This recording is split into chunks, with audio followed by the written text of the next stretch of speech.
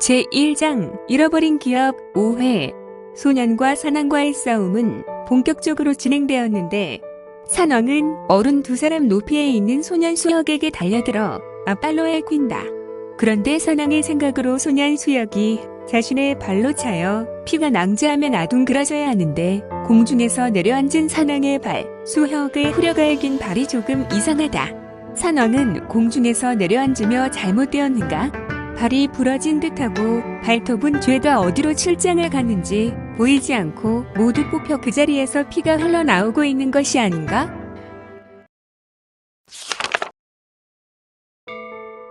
그리고 그 수혁을 친 발이 늘어져 힘을 못 쓰고 있었다. 헉, 이 놀라운 작태는 무엇인가? 이 상황을 누가 설명할 수 있는가? 가해자는 엄청 손해를 보고 있고 피해자는 멀쩡하니 산왕은 첫 공격에 엄청난 손해를 보았다. 산왕은 다시 실수하지 않고 상대가 강자라는 것을 인식하고 웅크린다.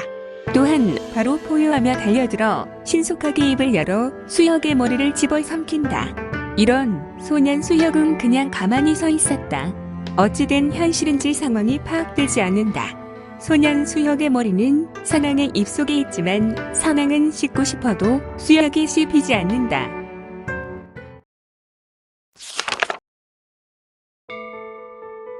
돌덩이인가? 산왕의 그 어린 시절의 돌을 씹으며 돌멩이는 씹히지 않는다는 것을 알게 되었다.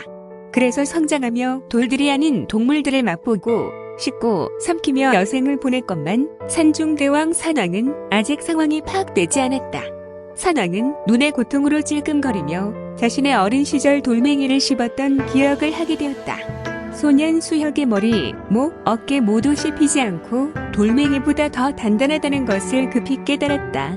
하지만 산왕의 깨달음은 이미 늦었으니 앞니가 모두 부러진 것이다. 산왕의 눈에 눈물이 고여 흘러내렸다.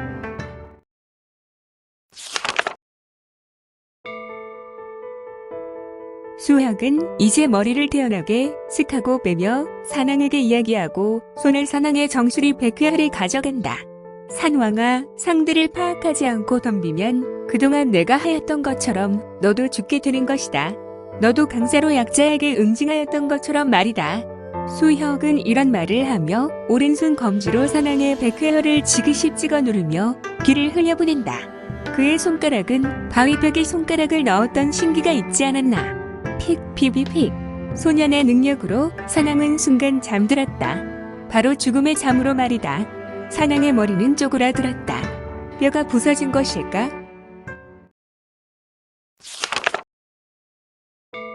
외관상으로 알 수 없으나 산왕은 그렇게 힘 한 번 쏴보지 못하고 죽어갔다. 소년 수혁은 산왕을 죽이고 싶지 않았으나 금수가 사람들을 죽이며 힘을 키우면 요물이 되지. 그러니 하는 수 없이 너도 죽음이 마땅하다. 소년 수혁은 약간의 슬픈 감정을 가지게 되었다. 수혁의 모습에서 다른 이를 죽인다는 것은 비록 짐승이라도 유쾌하지 않은 듯하였다. 이때 소년 수혁은 장래에 외친다. 나와. 소년 수혁은 다시 한번 소리친다. 안 나오면 내가 너를 잡으러 간다.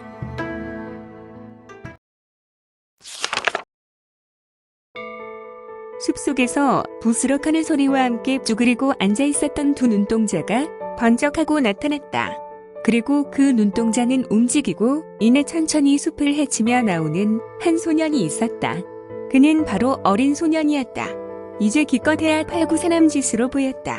천천히 걸어 나오는 이 소년의 모습에 큰 두려움이 역력히 엿보인다. 그 소년이 등에 어른이 들어야 할 만큼 큰 죽창이 꽂혀 있고 소년의 허리춤에는 단검이 달려 있다. 소년은 수혁의 앞에 선다. 그리고 묻는다. 누구세요? 혹시 무공을 하시는 무렴이세요? 아님 귀신이세요?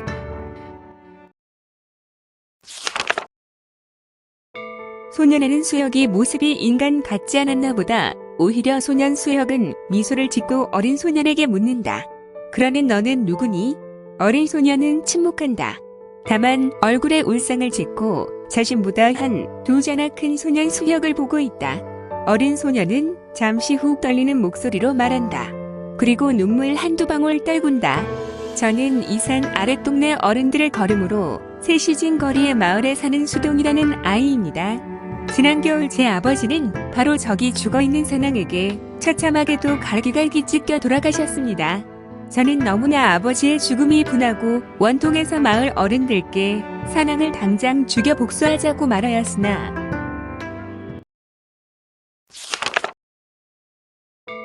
소녀는 잠시 말을 멈추다 다시 시작한다. 나의 말을 들어주는 사람들이 없었어요.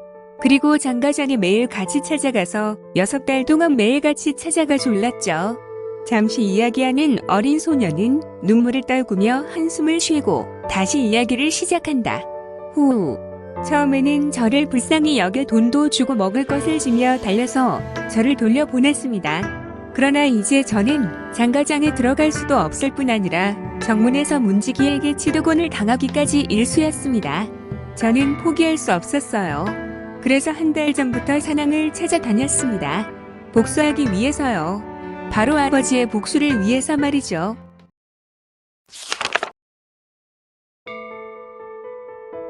소녀는 말을 하며 다시금 기쁨의 눈물인지 무서움의 눈물인지 눈물을 쏟아낸다. 이제야 소년 수혁은 아예 눈물이 담고 있는 한을 이해했다. 수동아, 이제는 무서워 말아라. 난 귀신도 아니고 평범을 조금 넘어서는 사람이란다. 이제 복수도 하였으니 어떠니 너는 이 길로 바로 내려가서 마을 사람들에게 너의 무용을 자랑해도 좋을 것이다. 하지만 나의 존재에 대해서는 말하지 말아다오. 나는 사람들이 여간 귀찮은 것이 아니란다. 나와 약속 하나 하겠니? 그러면 너에게 선물을 주마. 내가 이 산왕을 물리쳤다는 말보다 너는 산왕을 찾아 지나가던 중 산왕의 소리를 듣고 달려왔으나 산왕은 이미 죽어 있다고 이야기하렴.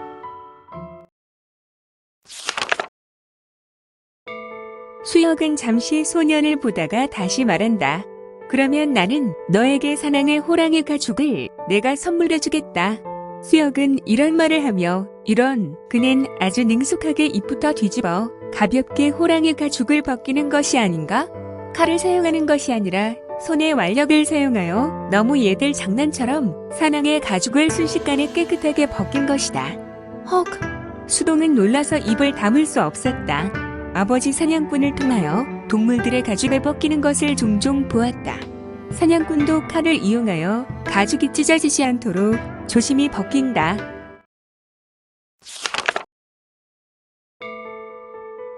어리수동에게 수혁이 손으로 직접 순식간에 가죽을 벗기는 모습을 보는 것은 처음 볼 진기한 장면이었다.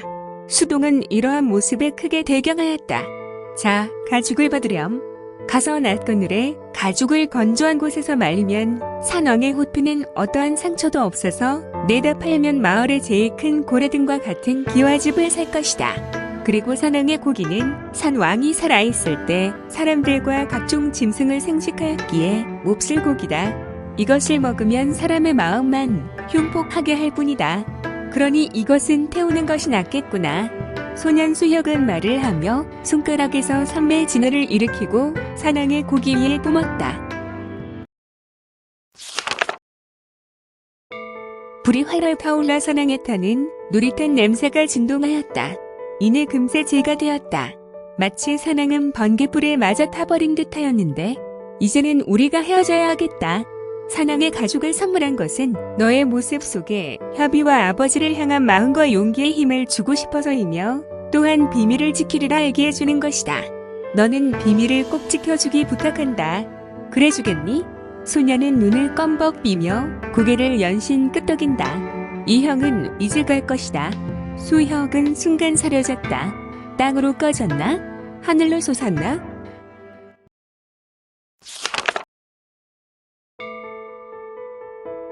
수동은 주위를 둘러보며 외친다. 고마운 형아, 이름이 뭐예요? 소리는 없지만 소년의 마음에 음성이 들려온다. 수혁. 아, 수혁 형님, 은혜 감사해요. 꼭 약속을 지키겠습니다. 이제 수동의 얼굴은 그늘진 것이 사라지고 한박 웃음과 기쁨의 눈물이 주르륵 흘러내린다. 소년 수혁은 쉬지 않으려 했다. 이미 그는 충분히 쉬었다. 다른 사람들을 도왔다는 마음에 그는 더욱더 마음이 편하게 되었다. 선행을 한 사람만이 그 기쁨을 알 수 있다.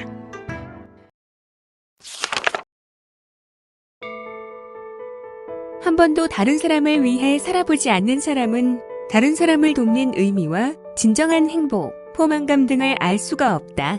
수혁은 그러한 마음을 경험하고 흐뭇한 미소를 지었다. 다시금 약항을 향해서 경공을 펼치며 하늘을 날 듯 달려나간다. 이제 나에게는 쉼이란 필요가 없군. 자지 않아도 되고 앉아서 쉬지 않아도 달리면서 옹기를 할 수 있고 서 있으면서도 옹기가 가능하고 칠글 씹으면서 가능하니 숨 쉬며 내뱉어도 모든 것의 옹기 행공이 가능하니 나로서도 설명할 길이 없네. 헐, 나란 사람이란.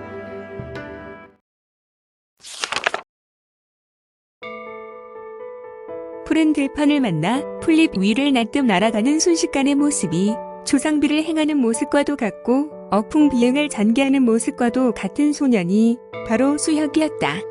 어느 누가 있어 이미 소년 수혁의 모습을 보고 이 같은 모습을 화폭에 그려낼 수 있으랴.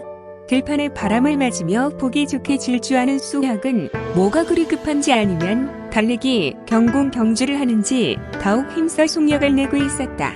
해가 이미 중천에 떠 있었지만 땀 한 방울 흘리지 않는 수혁은 한서불침의 경지에 이르러 있는 것인가?